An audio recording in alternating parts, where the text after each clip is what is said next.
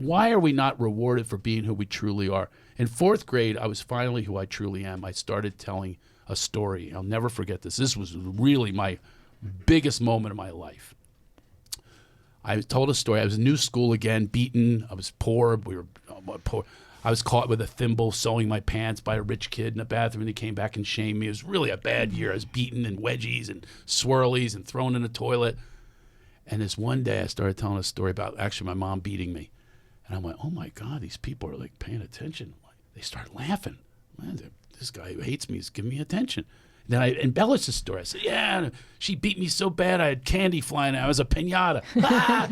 They were laughing. I go, man, this is unbelievable. I felt such power. It was like a voice inside me was going, this is a theory. This is amazing. I didn't know that word back then. And the next day she took me and she locked me in a closet for a whole day with my hands bound behind my back with blue yarn. Your mom or no, the teacher? The teacher, Mrs. Stout. She took my hands and bound me, and she said, you sit on this box, you think about that the entire day. And that moment, I was spoken to. And the voice said, no, you keep going. And I'm so glad that I did, because I was able to share this gift, turning tragedy into laughter, into joy, into happiness.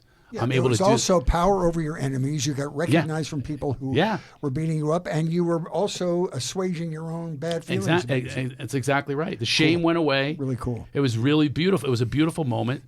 And because I stayed being a comedian, I had the strangest story happen. There was this minister. I spoke at this church, and like I said, I'm not really necessarily a Christian, but I spoke about laughter healing to this group of Christian men. And the minister comes up and he goes, I always wanted to meet you. And he's a really sweet guy. And he goes up and he tells a story about 28 years ago. He was studying to be a pastor, and he had a best friend was his mentor, married 3 kids. He wanted to be this guy, big Christian, and he had a fiance. She got pregnant. And he took her to his parents' house, and he said, this is my fiance, and she's going to have our child. And he said, no, you abort that child, or we'll never speak to you again as parents. He said, we disown you. He says, I can't do that. It's against my religion. Well, then get out of our house. You are not our child anymore. And he leaves the house, and he's, oh, my God, I don't have parents anymore. She takes her ring and puts it on the dashboard, and she goes, I can't marry you. This is not your child. It's your best friend's child. Whoa. Now, this guy, we're hearing the story, and we're devastated. Imagine being this guy. He's betrayed by his parents, her, and the Christian guy who's teaching him Christianity, who's screwing his fiance and impregnates her. And all that's going behind it. He's completely distraught and suicidal, understandably. He knows exactly where he's going to do it. He's going to drive off this cliff to the left. It's one of the most extraordinary stories, and it goes back to the 4th grade that I've ever been a part of. And this is why I say that sometimes things are being scripted that we can't ever analyze or ever come up with in our brain. So he tells that story on stage and that day to these Christian men. And that night I went to Kenny Loggins, my old buddy. He's doing a song called Peace of Mind. I was really, really feeling divine and feeling this beautiful spirit, just feeling love in the air. And it was so beautiful. Here's my friend Kenny singing Peace of Mind. And the guy texted me, that pastor, and he says, the reason I didn't drive off that cliff, he says, someone had just handed me a CD of a comedian named Craig Shoemaker. Holy cow. What? He says, I laughed till I cried. He goes, you saved my life. And I've always wanted to meet you, and I'm your friend forever. Oh, my God. He's one of my closest friends today. Oh, what's his name? I walk with him, Rob. Rob. And I walk with him, and I debate him on religion. He brings it to the pulpit.